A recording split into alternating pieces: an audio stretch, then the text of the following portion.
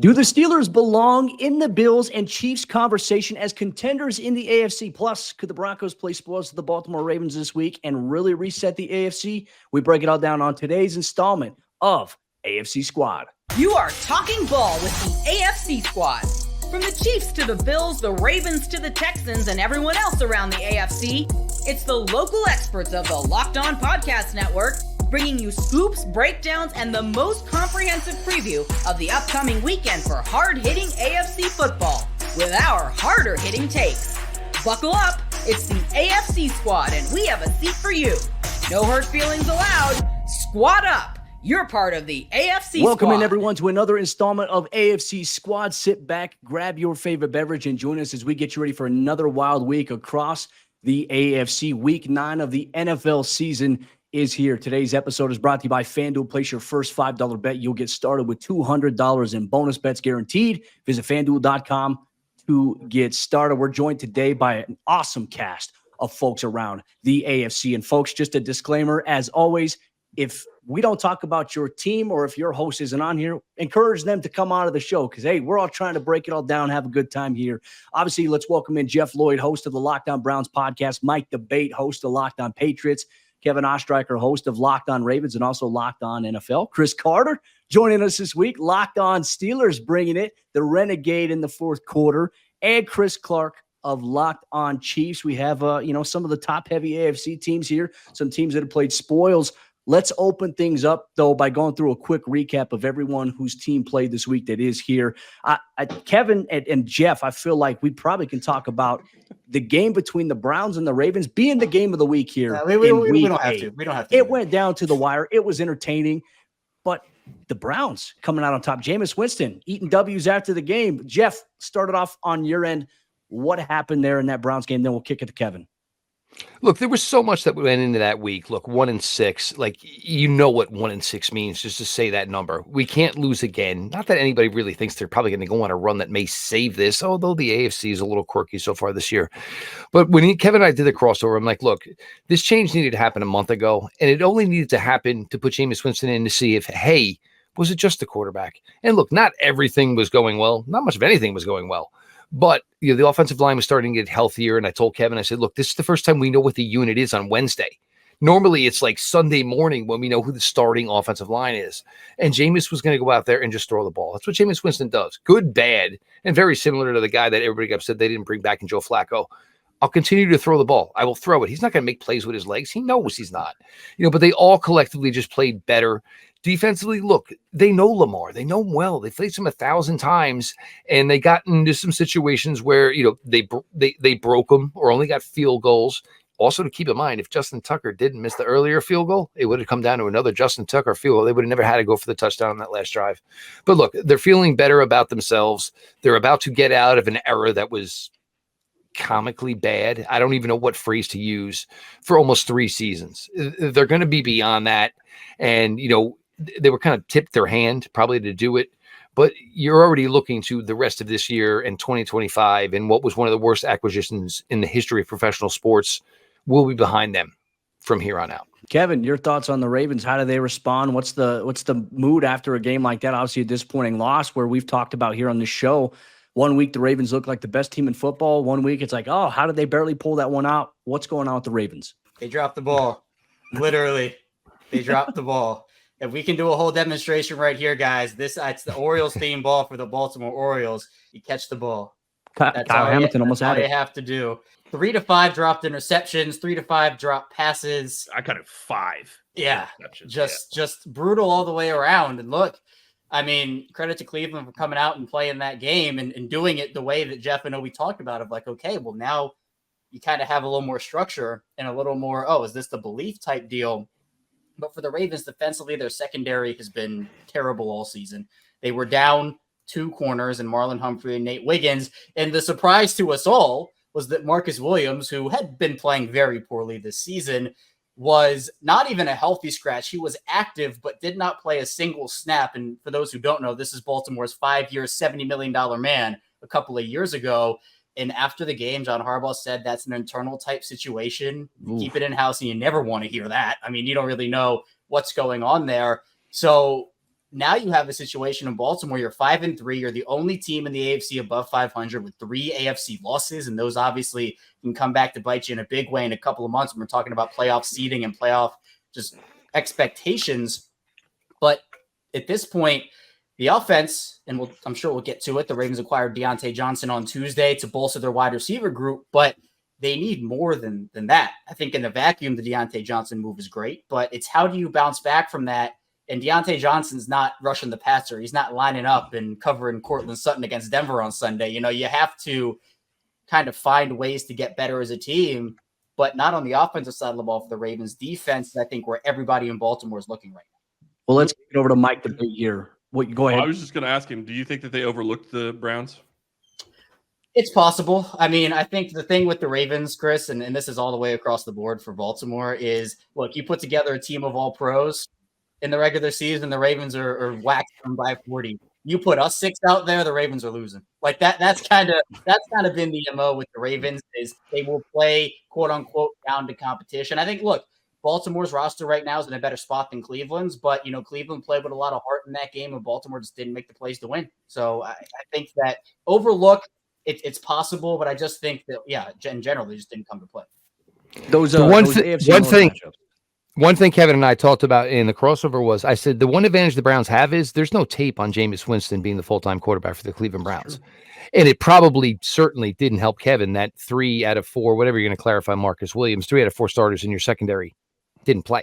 Some confidence there, but I chalked it up too as well. Like those AFC North showdowns, they're brutal. It's a bloodbath between all those teams there. Even if one team's got a great record, one doesn't. So we'll see how they bounce back. Well, let's kick it over here to Mike Debate, host of Locked On Patriots.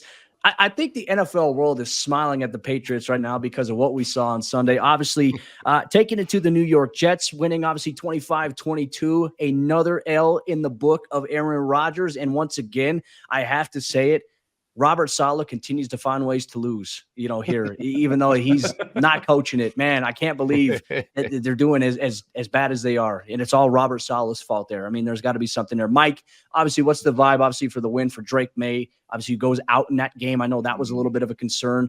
Is he going to be back this week, do you think? Obviously, concussion protocol is a little bit of a different animal, but how big was that win for the Jets? I mean, for the Patriots. That was huge for the Patriots. I mean, there's a lot of bad West Side Story going around right now in Foxborough. People saying when you're a Jet all the way. And yeah, look, the Jets shot themselves in, they really did. They didn't contribute to their own.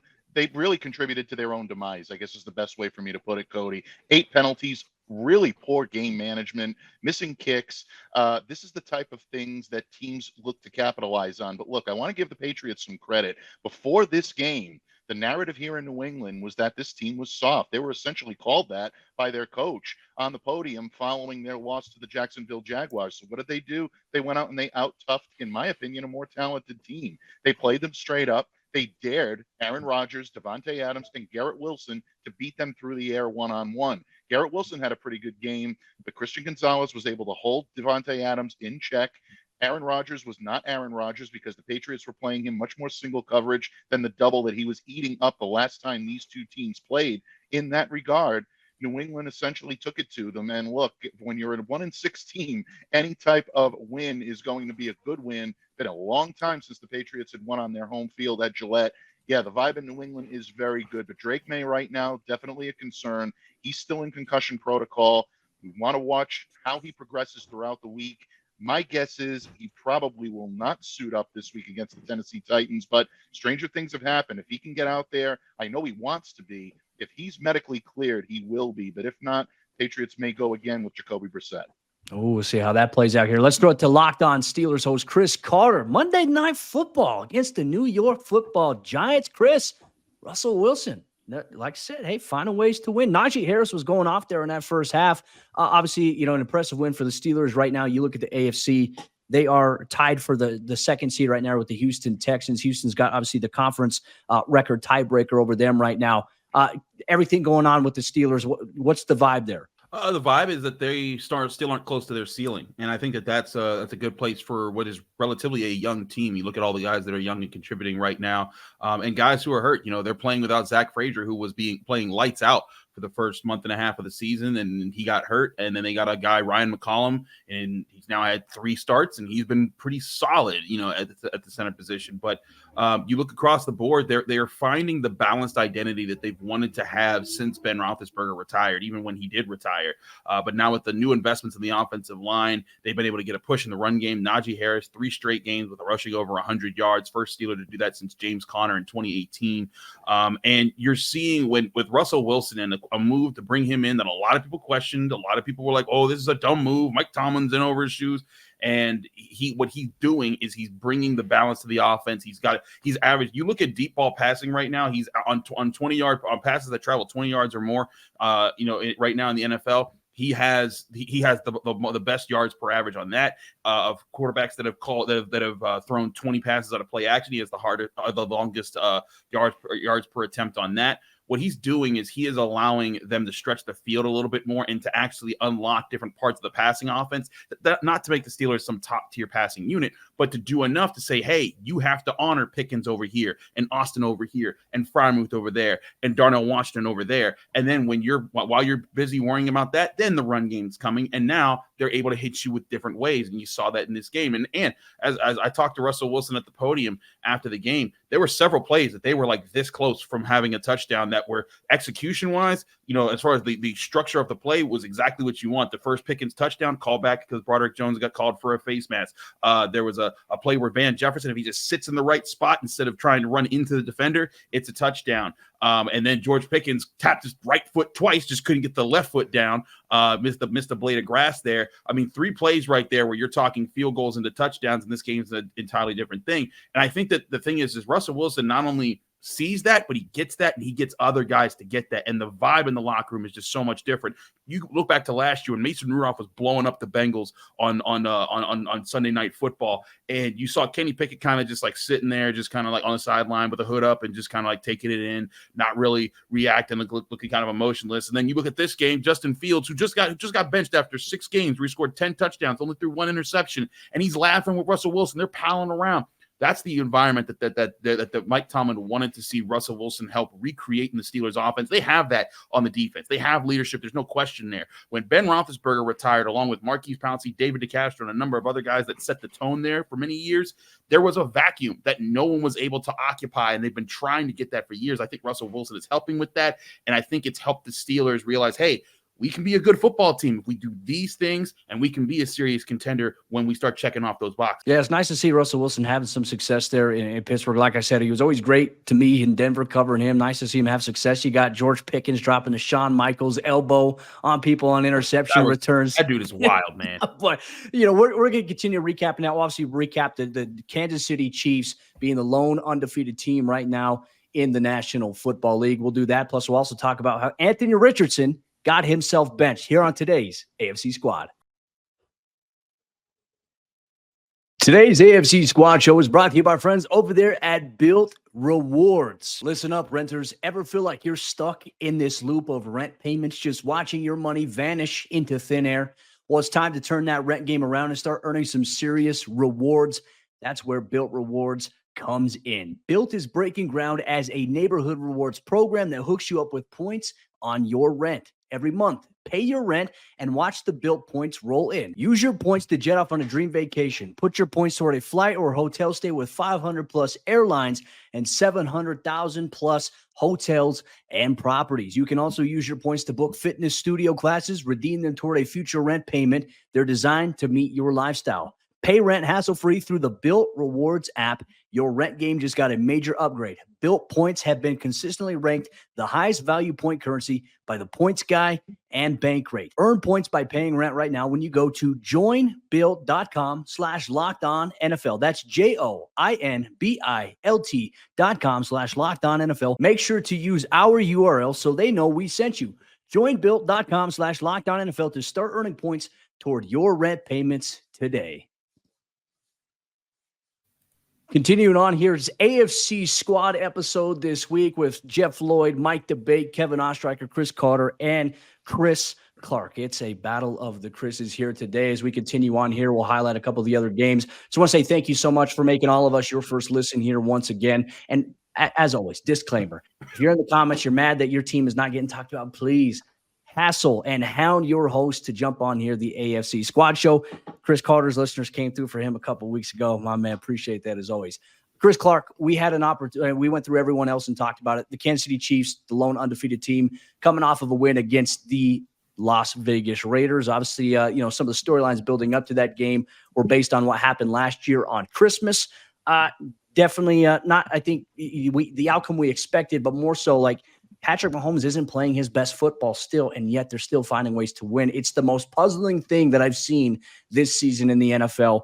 What went on in that game? Well, I think the big thing and the big story for the Chiefs is they make a move and they go get DeAndre Hopkins, and you bring him in, and he is there for all of 2 days of practice and gets 3 targets in the game, gets 2 catches, one set up a field goal, another one got a first down on the first third down of the game. I mean, he came in and showed why he is one of the best wide receivers that's played in the NFL for a very long time, and that's exactly what the Chiefs needed. I agree with you. Mahomes hasn't played great. He continues to struggle at times, but I also think that the talent around him needs to step up a little bit. And I think that you're going to see a little bit of a different offense with DeAndre Hopkins now in the offense, now in the fold, and hopefully Juju will be back. Maybe not this week, but I think next week. And that will give you another option, in receiving. Then you look at Hollywood Brown late in the season coming back. I think that's going to be a big thing. But watching Hopkins on the field get open in against man coverage is something that Kansas City hasn't had a lot of. So I do think that that's going to help the offense. But, props to the defense. I mean, they get a goal line stand where it's 4th down. They hold them 4 straight downs. Don't allow a touchdown to the Raiders. And, the defense kept them in it the whole game. So that's how they're winning right now. And I still feel great about it because I still think Mahomes is going to play better down the stretch, and he'll get better as the rest of the team kind of gets better around him. All right, well, we'll see how it continues to play out. They obviously have the Tampa Bay Buccaneers this week, banged up. No Mike Evans, no Chris Godwin. And then next week, they'll host the Denver Broncos. We'll break it down probably next week here. But shifting gears here as we focus on some of the larger storylines around the AFC right now. Obviously today, very interesting news came about. Anthony Richardson being benched in favor of Joe Flacco.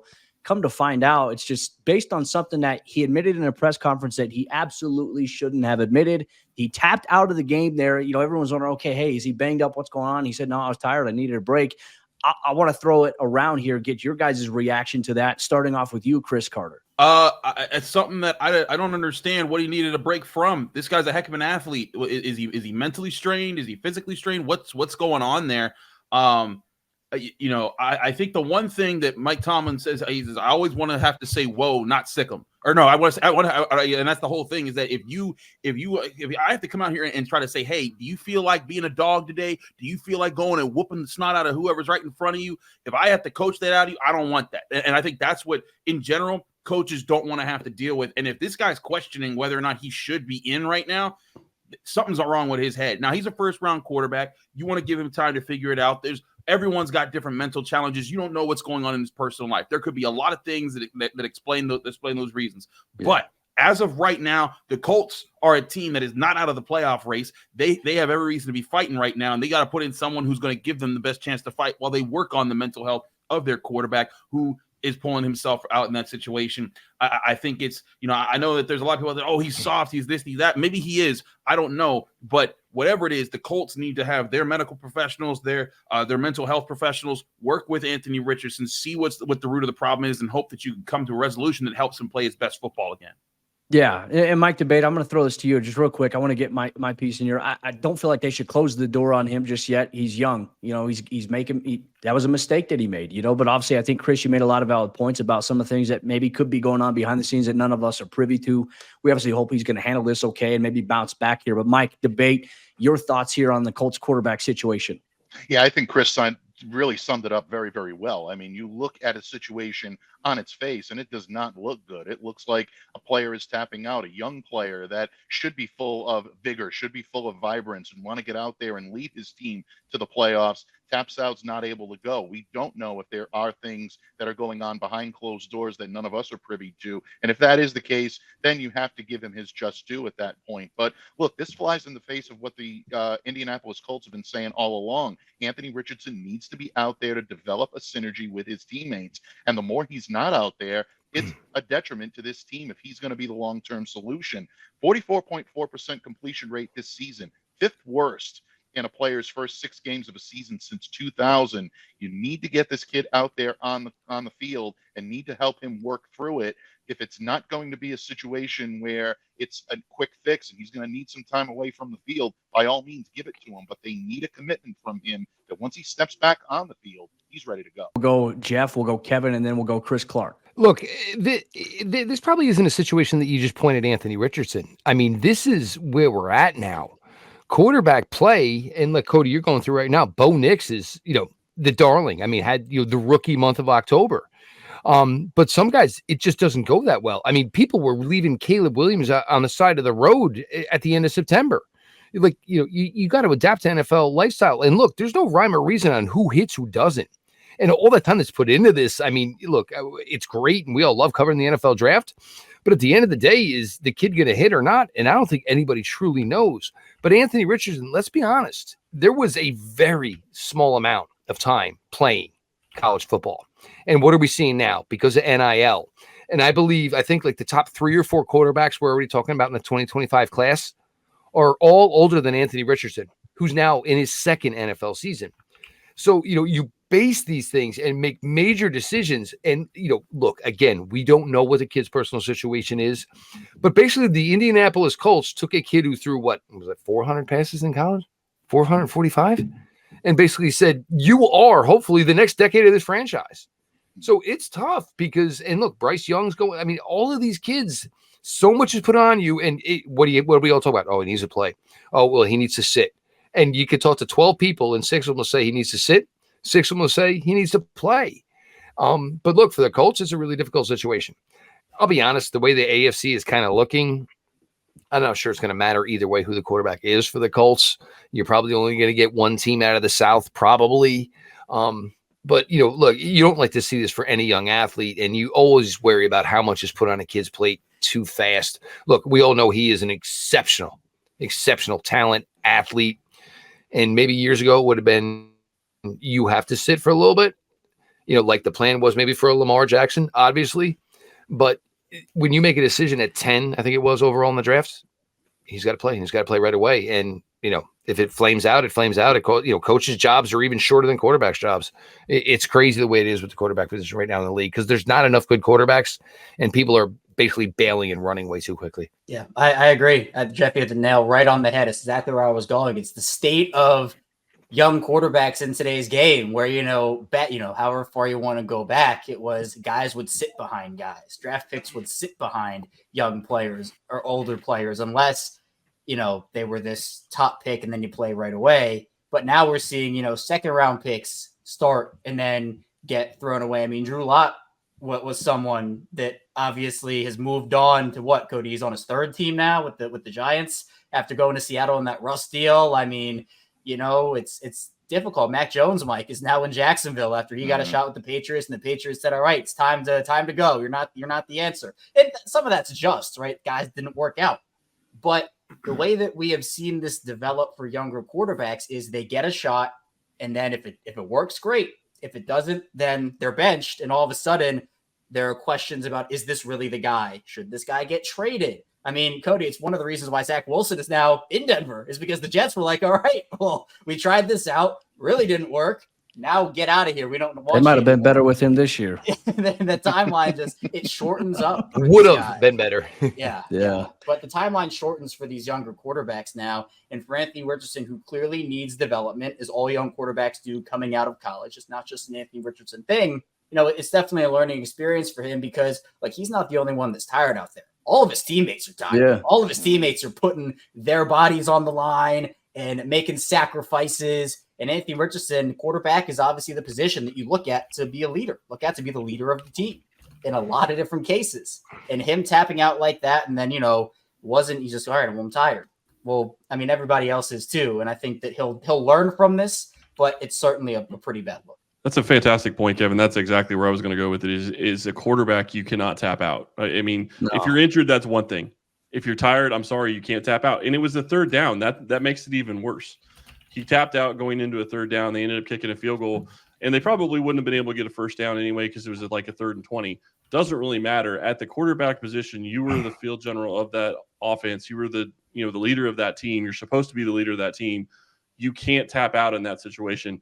Injuries happen, and I get that, but being tired isn't an excuse for it. And you're right. You have other young quarterbacks. Desmond Ridder is now with the Raiders. He played a couple of snaps with the Raiders. Kenny Pickett's elsewhere as well. So it's a not-for-long league, and that's happening at the quarterback position as well right now. I think you could blame Patrick Mahomes a little bit for quarterback development and how guys should look. Patrick Mahomes, C.J. Strouds of the world have kind of amplified that. Yep. Organizations, if they're terribly run, don't have patience for a plan, for it. And look, I think you look at the Steelers, for example, they realize, hey, Kenny Pickett isn't it. They made a different plan. Is it going to be the long-term plan? We don't know, right? But it gives them time to evaluate their options in the next year, 2 years from now, depending on whatever window they have, especially with the defense that they've got. But there's other organizations. I think Carolina is a great example. I know that's NFC, but how terribly they are ran, which quarterback wants to go play for that ownership down there in Carolina? That's where we're at now. I was just going to say, when you start looking at NFL quarterbacks across the league, look at Daniel Jones in New York. They made the horrible decision of giving him a long-term extension, and you're stuck with that extension. He has to play. Yeah. Obviously, Deshaun Watson in Cleveland, he has to play because of that contract. I mean, there's lots of different guys that's happened with, but the young guys that start getting money that shouldn't be getting the money, you're going to be stuck with those guys for the next 2 or 3 years. The NFC guys. Right. Yeah. The NFC guys were just debating about whether or not Malik Willis is going to be the better quarterback option for the Packers here going forward. So, I mean, you never know.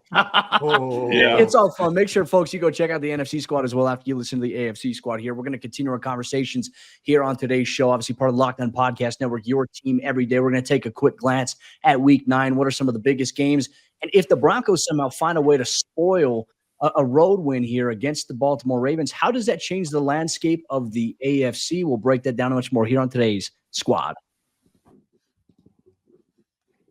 Today's squad show is brought to you by our friends over there at FanDuel, America's #1 sportsbook. And look, the NFL season is at the midway point. Get ready to tackle all the NFL action inside of the FanDuel Sportsbook app, because right now new customers can bet $5 and get $150 in bonus bets if you win. The FanDuel Sportsbook app gives you everything that you need to place live bets on the NFL all in one place. So when you get the hunch in the middle of the game, you can check out the latest stats. You can view live play-by-play and so much more on the same page where you place your bets. There's a wide slate of NFL action here as Week 9 of the season approaches, and FanDuel is the place to be. Just visit FanDuel.com to join today. You'll get started with $150 in bonus bets if you win your first $5 bet. That's FanDuel.com. Never waste a hunch and make every moment more with FanDuel, an official sportsbook partner of the NFL. Is the Baltimore Ravens season on the line this weekend, as well as a handful of other teams around the AFC, depending on these matchups in Week 9? Welcome into another episode of Squad Show here, Locked On Podcast Network, your team every day. Obviously, a lot to get to. Let's not waste any time, gentlemen. Obviously, looking at some of the bigger games right now for the AFC in general, we got obviously a road matchup here. The Denver Broncos traveling to take on the Baltimore Ravens. Obviously, right now, Denver is 8.5-point underdogs in that game, but you have a battle between one of the NFL's top defenses and one of the NFL's top offenses in terms of what Lamar Jackson, Derrick Henry have in store there. There's that game. Obviously, Kevin, I'm going to open it up to you here. Ravens in a position right now coming off of a disappointing loss to the Browns. Hungry, probably looking to get back on track here. Denver's a tough test there defensively. The biggest question mark I feel like in this game, and we'll get everyone else to chime in, I feel like is Denver's offense, the lack of consistency, even though the Bo Nix is playing well right now. Yeah, look, I think if this Ravens defense, they let Jameis Winston go out there and look like prime Lamar Jackson himself. So if they do this to Bo Nix and they let Bo Nix throw for 300 plus and the secondary still struggles, I mean, you have so many other issues than just, if they lose that game to the loss. because the Ravens had a tough stretch early in the season, right? They go up against Patrick Mahomes and Josh Allen, Joe Burrow, Dak Prescott, Baker, Jaden Daniels. This next month tells you a lot about the Ravens season. And Denver, look, credit to them. I mean, they've turned it on and they've been a really, really good football team. And it's a game at home. And this defense just is looking for answers. And historically, under John Harbaugh, rookie quarterbacks, second-year guys, younger players struggle with the way that this Ravens defense operates because they throw so many exotic things at you, and that has carried over from coordinator to coordinator. But a lot of the issues this year, it's not everything, with Baltimore's defense has been Zach Orr, the new defensive coordinator, first-time play caller, no high school, college, pro experience, and that inexperience certainly shines through. So, I'm not going to go as far and say, if the Ravens lose this game, it, alters their season or their season is over. There still will be conference record is the tricky part. But that's the thing. What I'm going to say is if they have 4 AFC losses by the time week 9 is over, if they don't win the division and if they lose this game, Pittsburgh comes out of their bye as the biggest winner of week 9. I mean, I feel like at that point you might be in a tough spot. And if they're fighting for a wild card, look, conference record, if it comes down to it, you might be looking at a 6 or 7 seed, which is tough. But again, here in Baltimore, with the way the regular seasons have gone versus playoffs, Baltimore wants to get to the playoffs, but of course you got to actually get there first. Chris Carter, I mean, your team's on a bye. Thank you for joining us this week, even though that you don't have a game to cover this week. Your thoughts, obviously, on that situation as well, and then obviously we'll throw it to Mike Debate because the Miami Dolphins and the Buffalo Bills face off. That's an AFC showcase right there. Your thoughts on this one, real quick? No, I think that the Ravens are in a position. Listen, in the Pittsburgh Post-Gazette, we did our season previews. My 2 Super Bowl teams were the Ravens and the Lions. I thought those were going to be the 2 teams facing off in the Super Bowl this year. I had the Lions winning it all, but I have a lot of confidence in the Ravens team as they're constructed. And I think adding Deontay Johnson, for as many head cases he can give you sometimes, he's still a heck of a player, one of the best route runners in football. He's going to get open. Lamar Jackson's going to find ways to use him and make him dangerous. But like Kevin said, I'm worried about that defense and the lack of ability to take advantage of opportunities. Jameis Winston threw the ball to them several times. And I counted 5 times where they legitimately should have had an interception, including the one that Kyle Hamilton should have had to close out the game there. If they can get that unit to be better, they can still win this division and be the thing. I'm still not, I still don't have the Steelers. I know we talked at the top of the show, are the Steelers in the same tier as the Bills and the Chiefs? No, but I do think that they have put themselves in that tier right under them where it's like, hey, they can be a threat. All the Steelers have needed for years. They've had a top tier defense. They've had TJ Watt, Cam Hayward, Minka Fitzpatrick. They've added guys across the board. All they needed was an offense to be middle of the league to balance that. That's what they had when they last were Super Bowl contenders. That's what they have right now. They're the 15th ranked offense right now, 23.4 points per game. I don't know why Jeff Lloyd's laughing. He predicted them to finish last, and his Browns are in last. I'm laughing because it's a Ravens question, and you're talking about the Steelers. I thought we're talking about where where these 2 teams are in the AFC North are right now. I thought that was where we were going with this. So I'm comparing are the Ravens, and I led with the Ravens. Thank you, Cody. And you did eloquently. I'm not look, Chris. I think Pittsburgh's playing really well, and they're playing exactly the dream scenario we talked about in the offseason. Are we really worried about the Baltimore Ravens? Are we really worried about Lamar Jackson? Yes. Oh, no, Kevin. A week ago, it was Lamar's about to win his 3rd MVP. That's true. Look, they'll figure it out. This team is 5-3. They have Lamar Jackson. Oh, they do. But if you can drop 30 plus, I agree. Week in and week out, they're still offensively, division, Jeff. And look, I'm just saying, for the North, they got to answer for if they're going to be there. Look, I'm not trying to be combative, but for the North, it's going to honestly probably come down to the 2. You guys playing each other. That's what it's going to come down to. I think you're in your own zone. Pittsburgh's obviously better defensively, not better offensively. Baltimore is really good offensively. They're still working on whatever this defense is. There's a whole lot of new moving parts with a new leader, and it doesn't go very well. You go simplified. You start playing your cover 2, your cover 3, keep people in front of you. Hopefully get to play 4 out of 4 starters in your secondary. But I mean, I don't know if we're ready to blow up the Baltimore Ravens because Jameis Winston beat 3 out of 4 backups for the Ravens secondary. But no, I think it's a little. We're pulling out the crash card a little early, in my opinion. Maybe CPR still gets done. Nobody's saying blow them up, Jeff, Yeah. but I think we are saying that, like, look, I had these guys cruising to win the AFC North, and right now they might be in a dogfight. And a dogfight with the Steelers, if there's one team in the NFL that the Ravens don't want a dogfight with, absolutely. 1-7. Absolutely. So, like, that's my whole point. And that's what I'll say about that. Pittsburgh in Baltimore, because, and Chris, I know you know this more than anybody here, you and I both. If there's one team Lamar has struggled with over the course of his career, it has been the Pittsburgh Steelers. And so, look, are we worried about the Ravens offense? Are we worried about Lamar Jackson? Are we worried about Derrick Henry? No, we're not worried about those guys. But defensively, they have too much talent to be this bad, and yet they are this bad.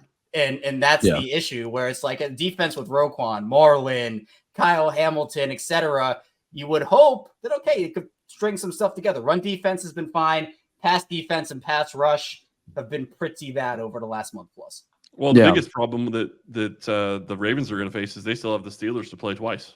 And they got the Bengals to play again. And that was, I mean, I know the Bengals aren't great this year, but they're better than their record, I think, would say they are right now. And they already lost to the Browns, and they have to play them again. So divisionally, you still have a tough division to go through.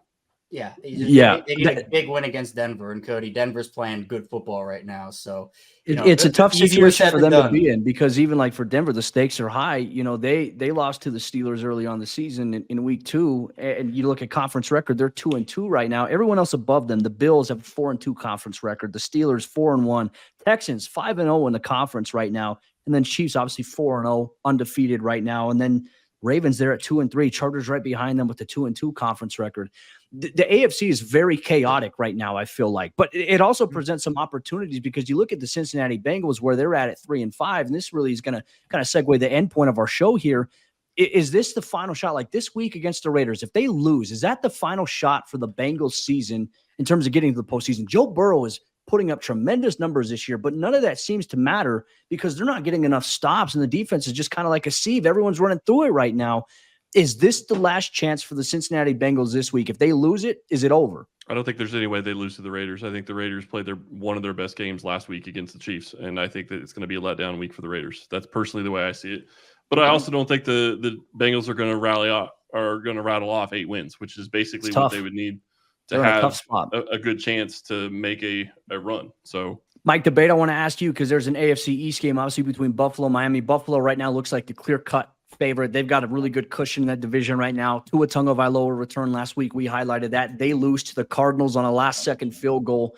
Even with the return of Tua, like this game here, if the Bills win this one, is it over on the Dolphins season as well, their playoff aspirations? Yeah, I think it actually may already be, believe it or not. I think that was a heartbreaking loss for the Dolphins last week. Look, there's a lot of talent in Miami right now, and if they can somehow figure it out and rattle off some wins, this is a team a couple of years ago that went on a pretty historic run and ended up making a pretty good playoff run. I'm not saying that they're identically constituted, but it has happened before in Miami. If they can do their job this week and really upset a team in Buffalo that everyone expects to roll in this game, then that could be a signal that maybe there's something there in Miami for them to build on, because they do have the talent to make things interesting. But Buffalo is playing at a much higher level right now on both sides of the ball. Josh Allen right now is continuing to have a good season. I think they're coming into their own a little bit more offensively. The addition of Amari Cooper is very good for someone like a Keon Coleman who needs that veteran presence. I think it's going to be a tough one for Miami, but if they lose, I mean, you're looking at right now Buffalo cakewalking now into that division title, because none of the other teams in the division are even close right now to sniffing them. Yeah, the Ravens right now. Go ahead. You look Chris. at conference record. I was just going to say 2-3 for the Dolphins. I mean, you're in a situation just like you are with the other teams. With Baltimore being 2-3, you lose another conference game, you're going to have a hard time, climbing out of it to try to even make the back end of the playoffs. Yeah, division winner's not going to happen, but. Well, I think everyone right now, too, like if you're looking at the playoff picture, you're looking at the standings as it is today. I think if you're the Ravens, if you're the Broncos, you're hoping that the Browns take care of business this week against Justin Herbert and the Chargers. It's always tough to play in the dog pound, so that there could be some good credence to that. You look at some other games as well. I mean, Chris, your Chiefs, they host the Tampa Bay Buccaneers. Who knows what Tampa Bay team's going to show up, just even though that they're banged up. But then that's going to set up a matchup next week, AFC West showdown. Just so many different storylines right now across the entire AFC. Obviously, Mike, your Patriots will travel to take on the Tennessee Titans in one of those games there. We'll see if it's Jacoby Brissett or Drake May on the day, but hey, a lot at stake. And as always, every single week, we will be here on the AFC Squad Show on the Locked On Podcast Network, where it is your team every day. If you want your team to be talked about a little more representation, where, hey, if we say something about your team, make sure, encourage your host to jump on, because we like to expand the conversation here. We can get up to 10 people in this show. We're trying to make that happen here. But obviously, we're going to say some controversial things from time to time. We appreciate you taking time of your day. For Jeff Lloyd, Mike DeBate, Kevin Ostreicher, Chris Carter, and Chris Clark, I'm Cody Rourke. We'll see you next time for another Squad Show here on the AFC.